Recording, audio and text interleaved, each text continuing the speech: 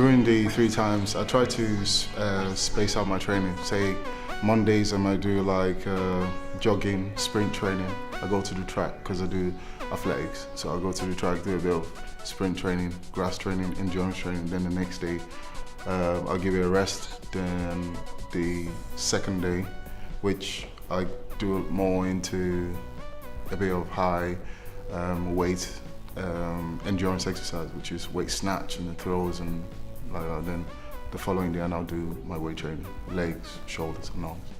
During you have off season and you have during the season. So off season, I try to go a bit light, but keep up the repetition so I can keep up my endurance.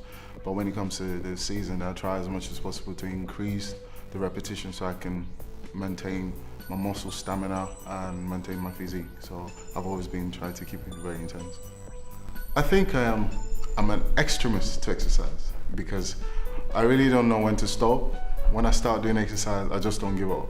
You know, most times when I train with my friends or my peer group, I say, okay, look, today we're doing a very light session, and I can just go on and on. I think I am possessed with exercise, but I know I can control my limitation and say, okay, today I've had enough, I can stop, I'll do another day.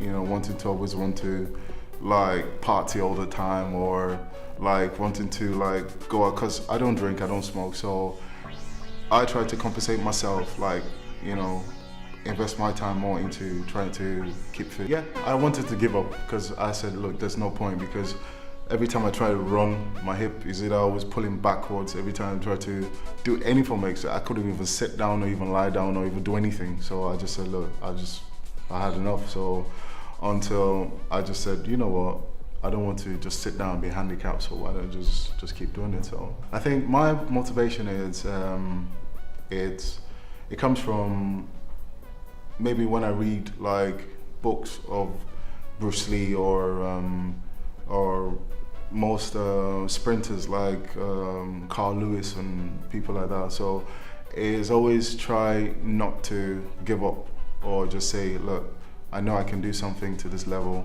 why can't I do a bit more? I think it's just my motivation is my personal mental attitude towards exercise, because I know that, you know, I can always do a bit more and a bit more, so I can easily mentally push myself. Limitation is probably when, I don't know, maybe, God forbid, maybe you have an accident or something. You know, I think that's the highest limit, but for me, I've never really looked at limitation as something that you can't do.